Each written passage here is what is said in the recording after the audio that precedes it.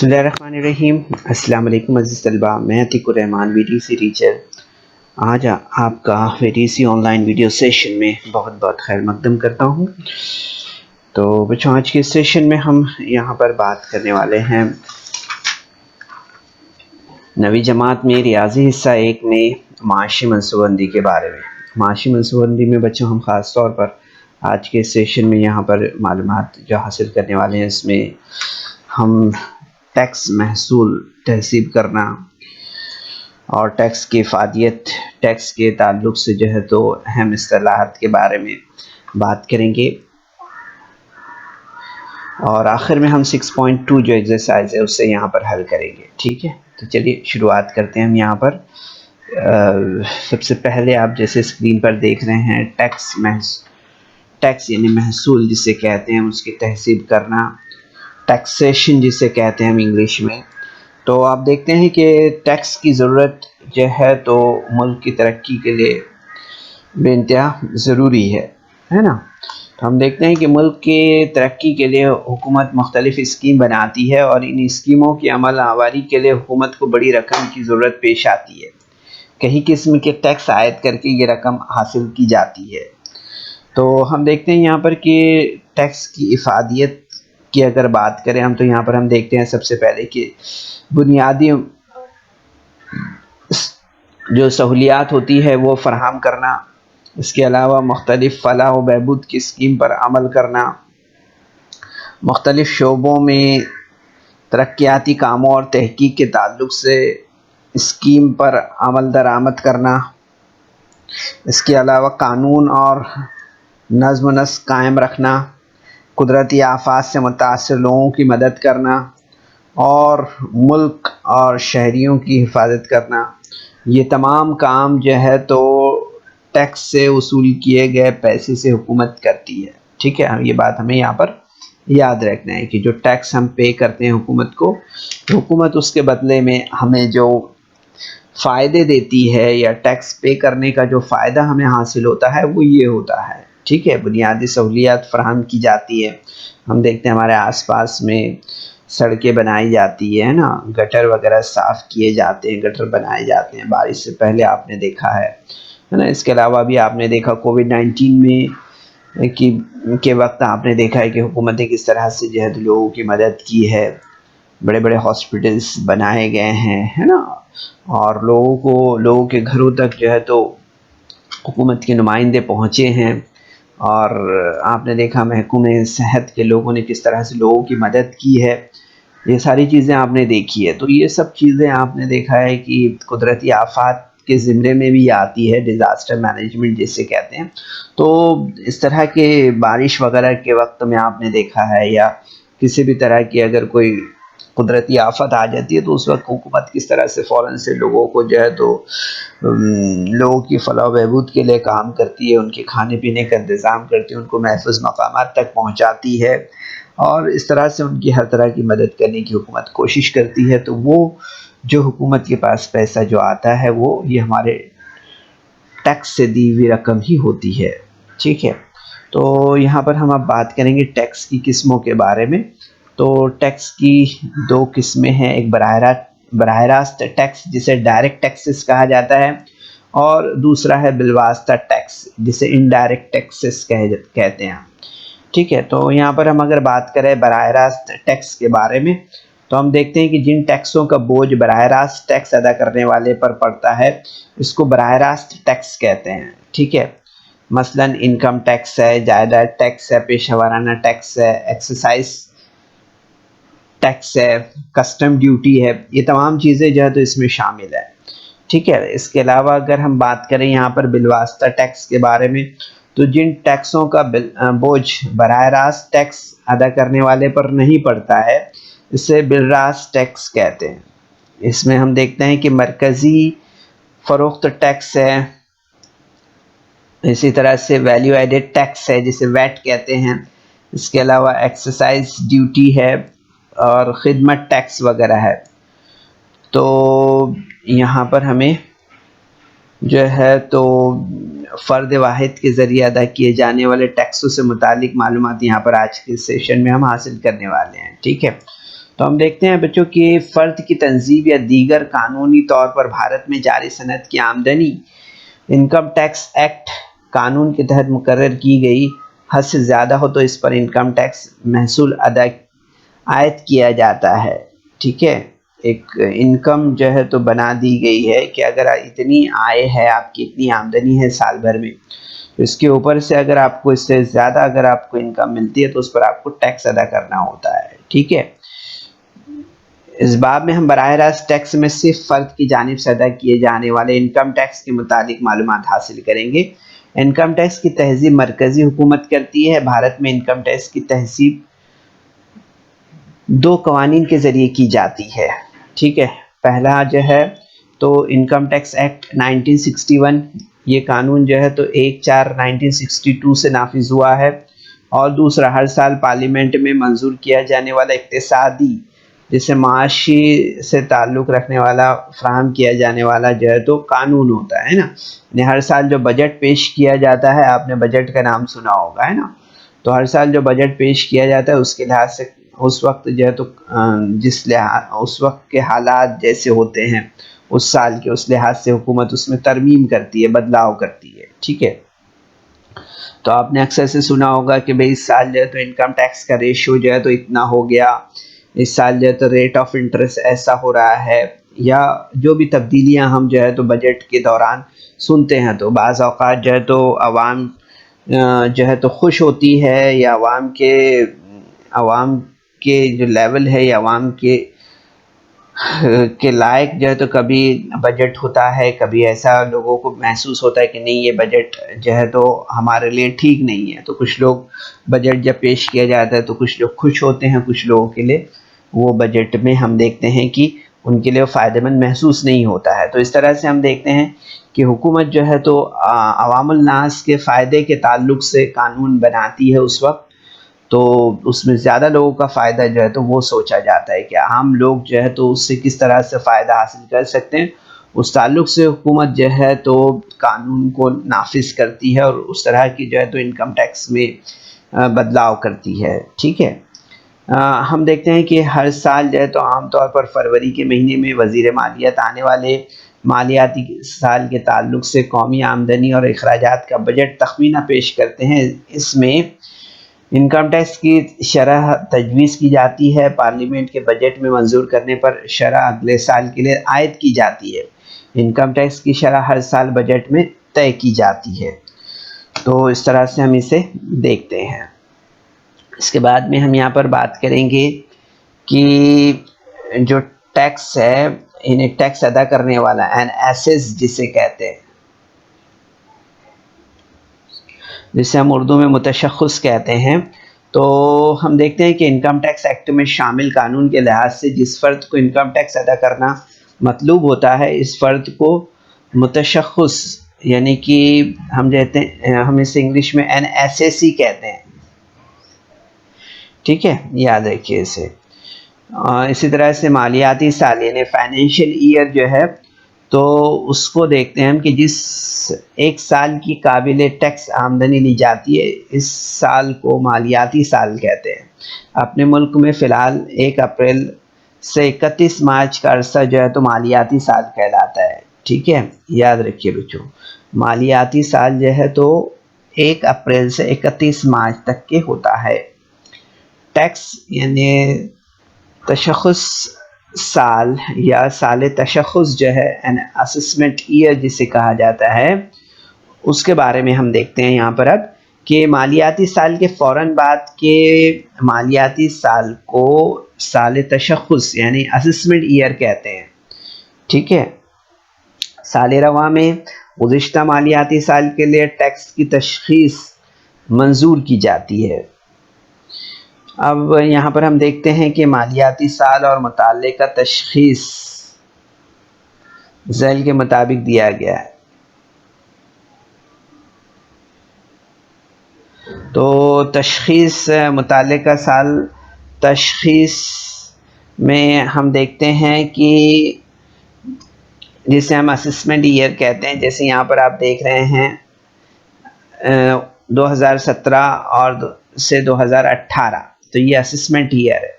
और financial year यानी मालियाती साल जो है तो 2016-17 यानी कि 1 अप्रैल 2016 से 31 मार्च 2017 होता है। ठीक है, इसी तरह से अगर हम देखें 2018-19 असेसमेंट ईयर के बारे में अगर बात करें तो हम देखते हैं कि 2017 से 2018 यानी कि 1/4/2017 से 31 मार्च 2018 ये जो है तो फाइनेंशियल ईयर है। तो ये आपको फ़र्क समझ में रखना चाहिए बच्चों के असेसमेंट ईयर और फाइनेंशियल ईयर।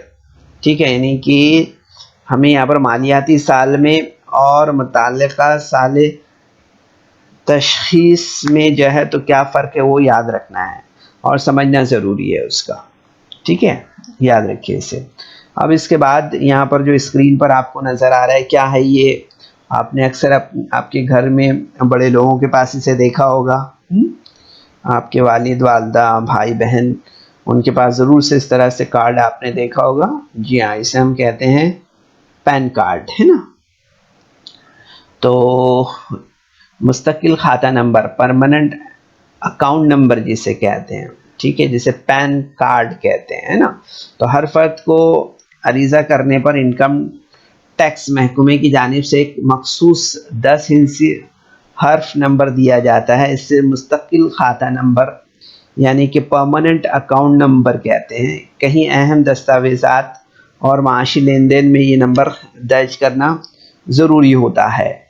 ठीक है, तो हम देखते हैं कि पैन कार्ड का जो इस्तेमाल है वो क्या होता है। तो इसमें हम देखते हैं कि इनकम टैक्स में टैक्स अदा करने के चालान, फॉर्म, टैक्स का गोशवारा, रिटर्न फॉर्म और दीगर मरासलात में पैन नंबर लिखना लाजमी होता है। इसी तरह बड़े माशी लेन देन करते वक्त पैन नंबर दर्ज करना पड़ता है। कई दफ़ा पैन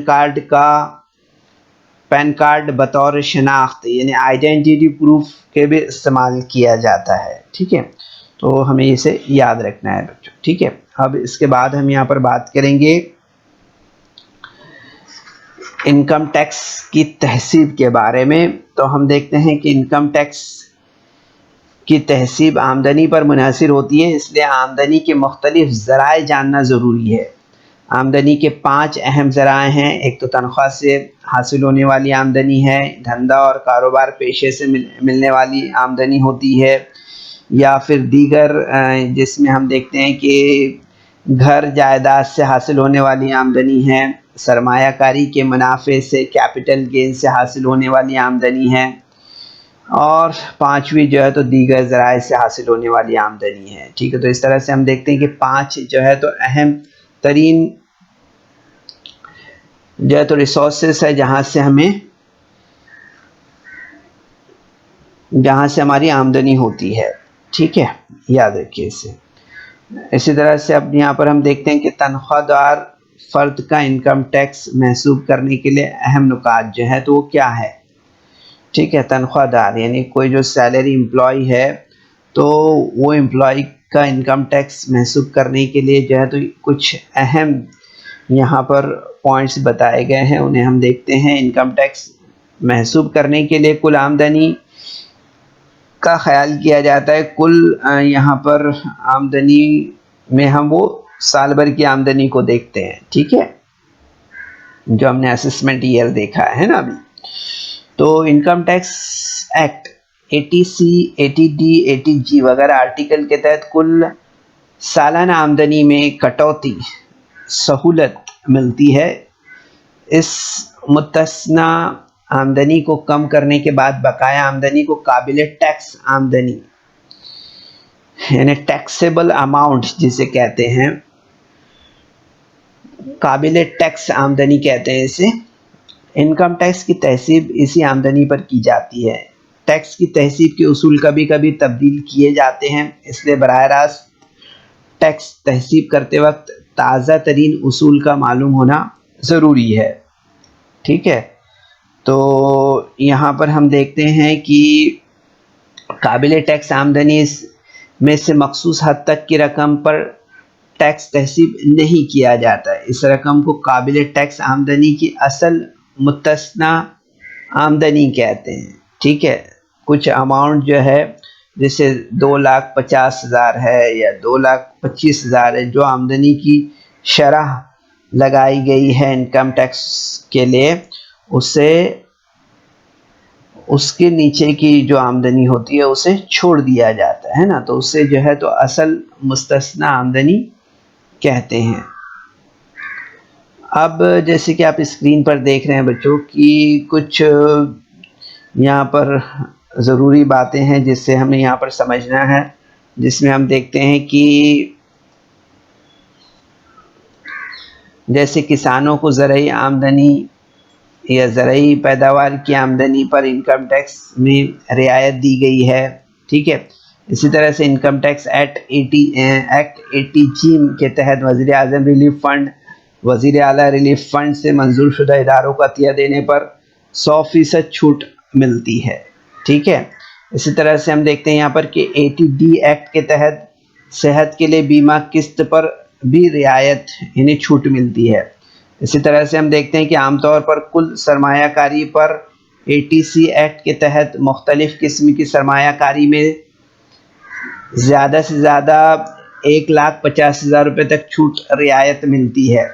और 2017-18 अगर हम इस साल का बजट या तखमीने के मुताबिक देखते हैं कि जिनकी सालाना आमदनी में रियायत दी जा सकती है, ऐसे कुछ अहम सरमायाकारियाँ जो है तो यहाँ पर हम देख सकते हैं, ठीक है। अब आप देखेंगे यहाँ पर कि जो जदूल यहाँ पर आप देख रहे हैं बच्चों, इसमें बहुत ही इम्पोर्टेंट मालूमात है जिससे हमें यहाँ पर समझना ज़रूरी है। जैसे कि आप स्क्रीन पर देख रहे हैं कि 60 साल की उम्र के फ़र्द के लिए, अब देख रहे हैं यहाँ पर सबसे पहले कि यहाँ पर जो मरहले दिए हुए हैं काबिल टैक्स आमदनी के मरहले, यानी 25,000 रुपये तक के हम देखते हैं यहाँ पर। फिर उसके बाद इनकम टैक्स है, झैली टैक्स है, इसी तरह से सानवी और आला तालीमी टैक्स है, ठीक है। तो यहाँ पर हम देखेंगे कि 60 साल की उम्र के फ़र्द के बारे में अगर बात कर रहे हैं हम यहाँ पर, तो हम देखते हैं कि 2,50,000 तक की जो है तो टैक्स माफ़ है, ठीक है। यानी ये आमदनी से जो है तो इससे मुस्तस्ना इसे रखा गया है, ठीक से। यानी यहाँ पर हम देखते हैं कि तालीमी झैली टैक्स जो है तो यहाँ पर माफ़ है। इसी तरह से सानवी और आला तालीमी टैक्स भी इसमें माफ़ है, ठीक है। फिर हम देखते हैं यहाँ पर कि 2,50,000 से लेकर 5 लाख तक की जो आमदनी है वो काबिल टैक्स आमदनी से 2.5 लाख जो है तो मिनहा कर दिया जाता है, कम किया जाता है, ठीक है। इसी तरह से हम देखते हैं कि इनकम टैक्स जो है तो यहाँ पर तालीमी झैली टैक्स जो है तो वो 2% होता है, ठीक है। और सानवी और आला तालीमी टैक्स जो है तो 1% होता है। इसी तरह से अगर हम आमदनी जो है तो काबिल टैक्स आमदनी के मरहले में अगर हम देखें यहाँ पर, जिसे हम स्लैब कहते हैं आमतौर पर, तो देखते हैं हम यहाँ पर कि 5 लाख से 10 लाख तक कर अगर आमदनी है तो उसमें हम देखते हैं कि यहाँ पर 12,500 प्लस 20% जो है तो टैक्स यहाँ पर लगता है। अगर आपकी आमदनी 5 लाख से 10 लाख के दरमियान है तो काबिल टैक्स आमदनी से 5 लाख रुपए मिनाहा करने के बाद जो है तो आप देखेंगे उसके बकिया जो रकम है उस पर कितना लगेगा हमें पैसा, उस पर जो है तो 12,500 प्लस 20% टैक्स लगता है, ठीक है। इसमें हम देखते हैं कि तालीमी टैक्स, तालीमी झैली टैक्स जो है तो 2% है, और सानवी और आला तालीमी टैक्स जो है तो इनकम टैक्स का 1% है, ठीक है। इसी तरह से अगर 10 लाख से ज़्यादा अगर आमदनी है तो उस वक्त हम देखते हैं कि 11, यहाँ पर आप देखेंगे कि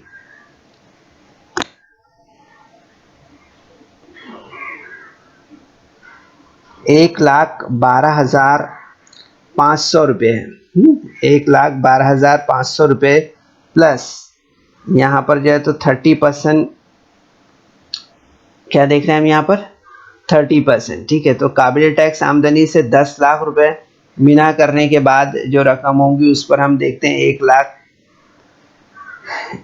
12,500 रुपये प्लस 30% जो है तो यहाँ पर हमें टैक्स अदा करना होगा। तो इनकम टैक्स का फ़ीसद हम यहाँ पर देखते हैं 2% है, और इनकम टैक्स अगर हम यहाँ पर सानवी और आला तालीमी टैक्स अगर देख रहे हैं उसका 1% है। ठीक है, तो हम देखते हैं कि सरमाया जो सालाना आमदनी है तो उसमें 50 लाख रुपए से 1 करोड़ रुपए के दरमियान वाले इनकम टैक्स दहिंदा को 10% सरचार्ज, और सालाना आमदनी 1 करोड़ रुपए से ज़्यादा हो तो इनकम टैक्स का 15% सरचार्ज जो है तो अदा किया जाता है।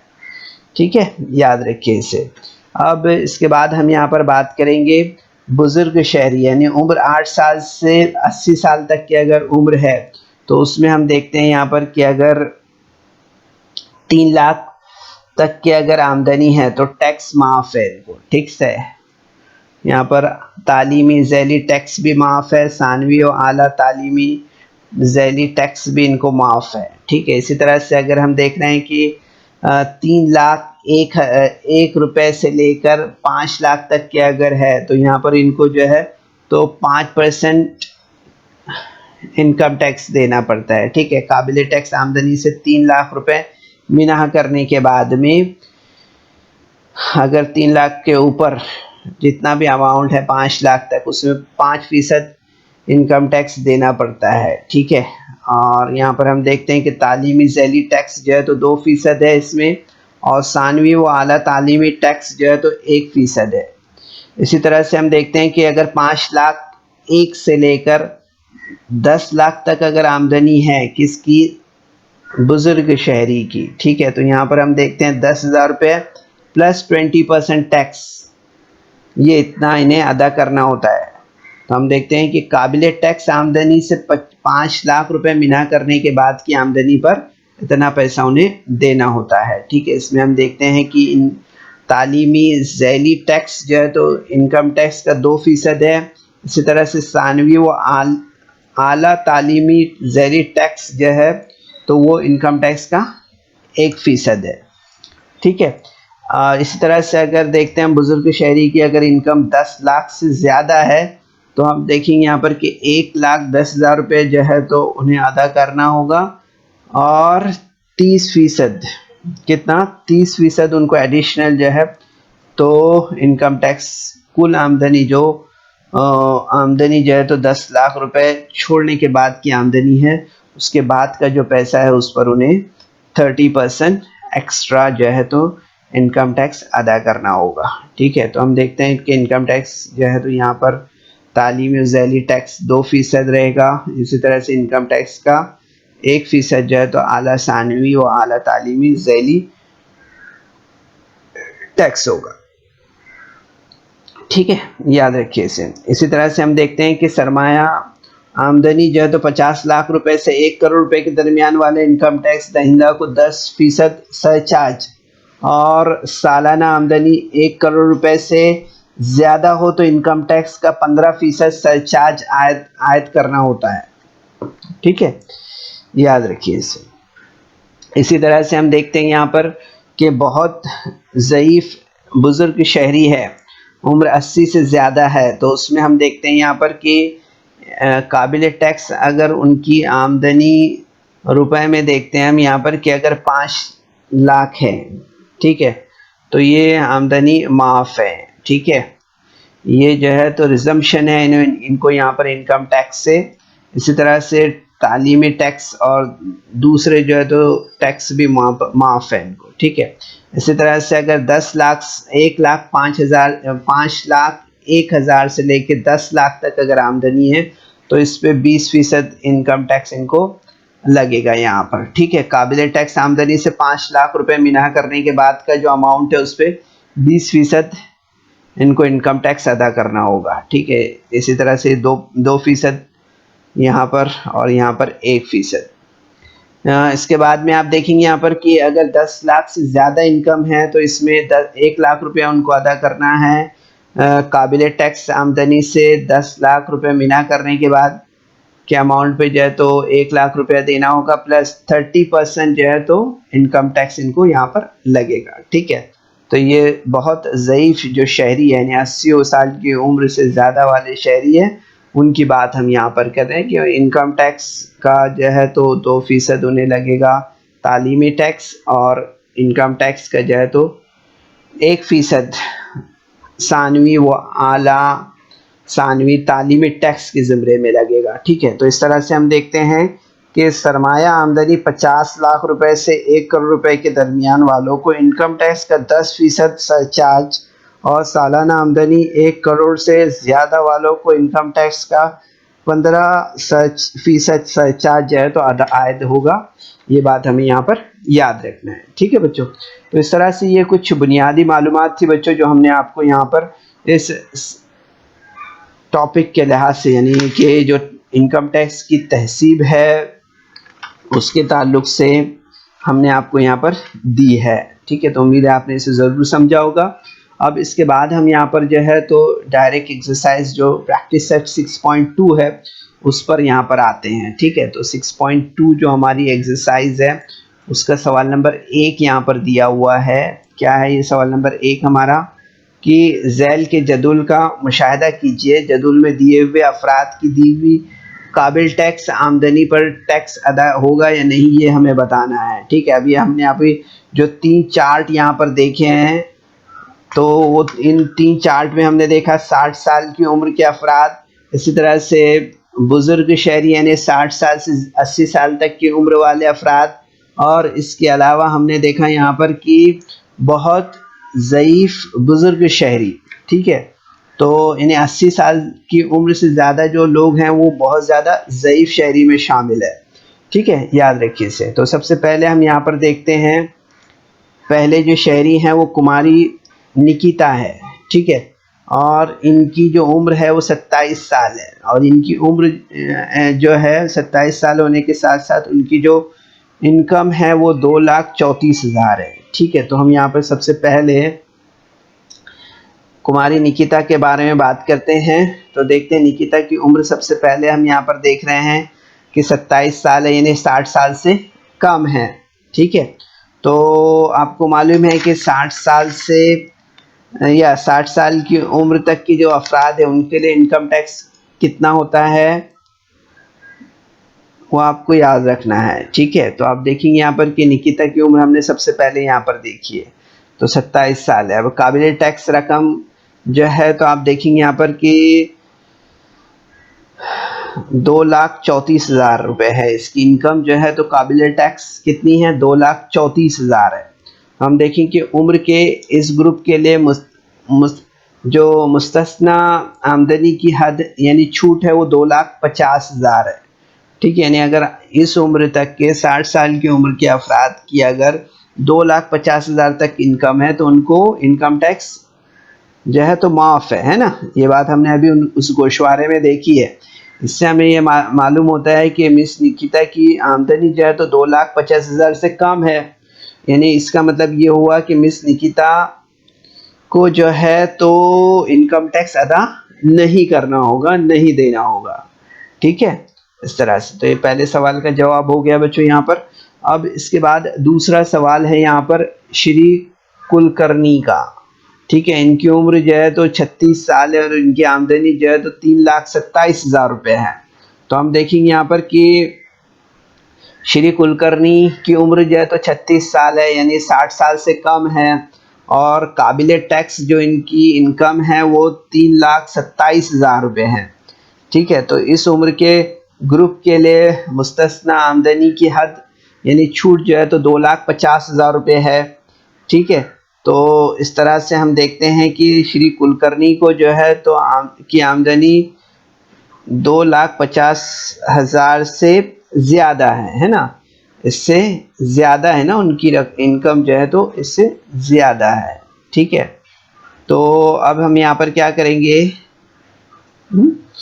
ज़्यादा है तो इसका मतलब ये है कि श्री कुलकर्णी को जो है तो इनकम टैक्स यहाँ पर देना होगा, इसका मतलब ये है ना, इनको इनकम टैक्स यहाँ पर अदा करना होगा। इसी तरह से उसके बाद का सवाल है, जो जदुल यहाँ पर हम स्क्रीन पर आपको दिखा रहे हैं बच्चों, यहाँ पर इस जदुल पर हमको यहाँ पर क्या दिया हुआ है कि यहाँ पर जो अफराद की दी हुई काबिल टैक्स आमदनी है, इन पर इनको इनकम टैक्स लगेगा या नहीं लगेगा वो हमें बताना है। ठीक है, अब हम यहाँ पर श्रीमती मेहता को देखते हैं। ठीक है, तो श्रीमती मेहता की आमदनी आप देखिए 5,82,000 रुपये है और इनकी उम्र जो है तो 44 साल है। ठीक है, तो अब यहाँ पर हम देखते हैं कि श्रीमती मेहता की उम्र जो है तो 44 साल है, यानी 60 साल से कम है। ठीक है, यानी काबिल टैक्स रकम जो है तो वो कितनी है, वो है 5,82,000 रुपये। ठीक है, तो हम देखते हैं यहाँ पर कि उम्र के इस ग्रुप के लिए मुस्तस्ना आमदनी की हद जो है तो वो कितनी है, यानी छूट 2,50,000 है। तो हम देखते हैं कि श्रीमती मेहता की आमदनी 2,50,000 से ज़्यादा है। ठीक है, इससे इनकी आमदनी जो है तो ज़्यादा है। ठीक है, तो क्या करेंगे हम, इसका मतलब ये है कि इनको यहाँ पर इनकम टैक्स अदा करना होगा, है ना। तो आप देखेंगे यहाँ पर कि श्रीमती मेहता को जो है तो इनकम टैक्स अदा करना होगा, है ना। ठीक है, याद रखिए इसे। इसी तरह से अगर हम नेक्स्ट क्वेश्चन देख रहे हैं यहाँ पर, तो नेक्स्ट क्वेश्चन में हम देखेंगे यहाँ पर कि श्री बजाज है। श्री बजाज की उम्र जो है तो 64 ईयर्स है और इनकी जो आमदनी है वो 8,40,000 रुपये है। ठीक है, तो अब हमें यहाँ पर देखना है कि इनकी आमदनी 8,40,000 है, 64 साल की उम्र है। तो आप देखेंगे यहाँ पर कि श्री बजाज की उम्र 64 साल है, यानी 60 से 80 साल के दरमियान के ज़िम्रे में ये आते हैं। ठीक है, तो हम यहाँ पर देखेंगे कि काबिल टैक्स जो रकम है वो कितनी है, 8,40,000 है, यानी इनकी आमदनी जो है वो। ठीक है, तो आप देखेंगे कि उम्र के इस ग्रुप के लिए मुस्तस्ना आमदनी की हद यानी छूट वो कितनी है, वो 3 लाख है। ठीक है, तो इसका मतलब यह है कि श्री बजाज की आमदनी जो है तो 3 लाख से ज़्यादा है। ठीक है, इसका मतलब यह है कि श्री बजाज को जो है तो इनकम टैक्स अदा करना होगा। ठीक है, इसका मतलब ये है कि इनको जो है तो इनकम टैक्स यहाँ पर अदा करना होगा, देना होगा। ठीक है, अब इसके बाद हम यहाँ पर सवाल देखते हैं श्री डिसिल्वा का। श्री डिसिल्वा की उम्र 81 साल है, 81 ईयर्स है और उनकी आमदनी जो है तो वो 4,50,000 रुपये है। कितनी है, 4,50,000 रुपये। तो क्या करेंगे हम अब यहाँ पर, अभी हम यहाँ पर जो है तो देखते हैं कि मिस्टर डिसिल्वा की उम्र जो है तो कितनी है, 81 साल है, यानी 68 साल से, यानी कि हम यहाँ पर इनकी उम्र जो है तो 81 साल है ना। यानी हम यहाँ पर देख रहे हैं कि इनकी उम्र जो है तो 80 साल से ज़्यादा है, इसका मतलब ये है ना, इनकी उम्र जो है तो 80 साल से ज़्यादा है, इसका मतलब ये है। ठीक है, तो यहाँ पर इनकी इनकम कितनी है, वो 4,50,000 है, यानी ये काबिल टैक्स रकम जो है तो 4,50,000 है। तो उम्र के इस ग्रुप के लिए मुस्तस्ना आमदनी की हद यानी छूट कितनी है, वो 5 लाख है। कितनी है, 5 लाख है। तो आप देखें कि मिस्टर डिसिल्वा की आमदनी जो है तो 5 लाख से कम है। ठीक है, 5 लाख से इनकी आमदनी जो है तो कम है। ठीक है, ये याद रखिए कि इनकी जो आमदनी है वो 5 लाख से कम है। तो इसका मतलब ये हुआ कि मिस्टर डिसिल्वा को जो है तो इनकम टैक्स अदा नहीं करना होगा। ठीक है, याद रखिए इसे कि मिस्टर डिसिल्वा को जो है तो यहाँ पर इनकम टैक्स अदा नहीं करना होगा। ठीक है बच्चों, तो इस तरह से सवाल नंबर 1 था हमारा। उसके बाद अब ये सवाल नंबर 2 हम यहाँ पर देखते हैं। देखिए ध्यान दीजिए, यहाँ पर सवाल ये थोड़ा सा बड़ा है लेकिन इसको समझना और ध्यान देना ज़रूरी है क्योंकि ये आसान है। तो आप देखिए यहाँ पर कि श्री करतार सिंह, उम्र 48 साल, निजी कंपनी में मुलाजमत करते हैं। मुनासिब भत्ता मिना करके इनकी माहाना तनख्वाह 42,000 रुपये है। वो प्रोविडेंट फंड में 3,000 रुपये सरमायाकारी करते हैं। उन्होंने 15,000 रुपये का नेशनल सेविंग सर्टिफिकेट NSC भी ख़रीदा है। 12,000 रुपये का अतिया वज़ीर आज़म रिलीफ फंड में जमा किया है। तो इनका इनकम टैक्स महसूब कीजिए। ठीक है, तो यहाँ पर हम सबसे पहले देखेंगे कि तनख्वाह से जुमला सालाना आमदनी वो कितनी है इनकी। तो आप यहाँ पर हमें क्या करना होगा, 12 महीने ज़रब 42,000 करना होगा। ठीक है, तो हमें मालूम होंगे इनकी कुल आमदनी कितनी है। तो आप देखेंगे यहाँ पर इनकी कुल आमदनी जो है तो 5,04,000 रुपये है। ठीक है, अब कुल मिनाजात इसमें से हम कर लेते हैं कौन कौन सी चीज़ों से इनको रिजम्पशन है यहाँ पर। तो पब्लिक प्रोविडेंट फंड में जो पैसा ये जमा करते हैं, तो आप देखेंगे यहाँ पर कि 3,000 रुपये अगर महीने को ये कटाते हैं तो 12 महीने में कितने कटाएंगे पैसे, तो 3,000 इंटू 12 हम करते हैं तो यहाँ पर 36,000 रुपीज़ होता है। ठीक है, अब इसके बाद में आप देखेंगे कि नेशनल सेविंग सर्टिफिकेट में इनका पैसा कितना डाला हुआ है, तो वो 15,000 रुपये डाला हुआ है। ठीक है, तो अब हम इन दोनों की जमा कर लेते हैं यहाँ पर, यानी 36,000 प्लस 15,000, तो ये कितना हो जाएगा 51,000। ठीक है, तो अब ये टोटल पैसा इनका जो है तो इतना इन्वेस्ट किया हुआ है इतना। और इसके अलावा आप देखेंगे यहाँ पर कि वज़ीर आज़म फंड में भी इन्होंने पैसा दिया है। कितना फ़ंड दिया है, वो 12,000 रुपये दिया है। ठीक है, तो अब हम यहाँ पर इन सब की जो है तो टोटल कर लेते हैं। ठीक है, तो आप देखेंगे यहाँ पर कि काबिल टैक्स रकम जो मिलेगी उनकी, तो वो कितनी हो जाएगी यहाँ पर, उसमें से हम इसे माइनस करेंगे, यानी 51,000 रुपीज़ ये हो गई उनकी क्या इन्वेस्टमेंट हो गया ये। ठीक है, इसी तरह से ये जो इन्होंने वज़ीर आज़म फंड में जो पैसा दिया है वो पैसा हम ले लेंगे और इसे माइनस करेंगे इसमें से। तो कुल आमदनी जो है उनकी 5,04,000 में से 63,000 हमने यहाँ पर माइनस कर दिए इसका। ठीक है, तो उनकी रकम कितनी हो गई काबिल टैक्स, वो हो जाएगी 4,41,000। ठीक है, तो आप देखेंगे ये आमदनी जो है तो 5 लाख से कम है, क्योंकि आपको याद है कि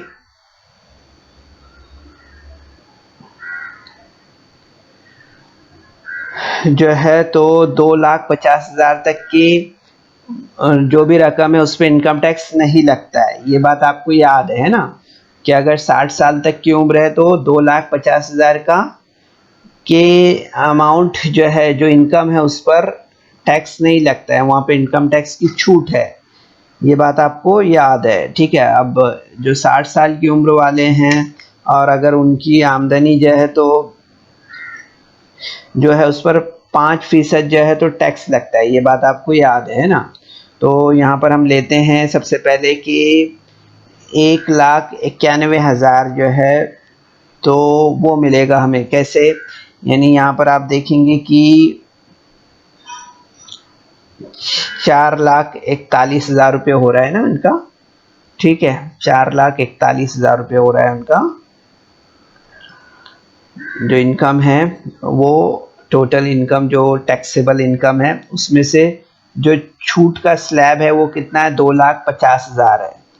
ठीक है, तो इसमें से इसे माइनस करेंगे और उस पर 5% का हम इनकम टैक्स लगाते हैं। ठीक है, तो आप देखेंगे यहाँ पर कि ये यहाँ पर कितना मिलेगा हमें, 1,91,000 इतना हमें मिलेगा यहाँ पर इससे माइनस करने पर। ठीक है, तो आप देखेंगे अब 1,91,000 का 5% टैक्स, यानी 5/100 इंटू 1,91,000, तो आप देखेंगे ये 2 सिफर गए, ये 2 सिफर गए। अब यहाँ पर 1910 ज़रा 5 करेंगे हम यहाँ पर, तो आप देखेंगे यहाँ पर कितना मिलेगा, 9,550 रुपये। ठीक है, अब इसमें जो है तो हमें नेक्स्ट पॉइंट क्या देखना है इसके बाद कि 2% तालीमी सेस है। ठीक है, तो ये अगर हम निकालते हैं तो आप देखेंगे यहाँ पर कि हमें कितना मिलेगा, यहाँ पर 2/100 इंटू 9,550 यानी 191। ठीक है, इस तरह से।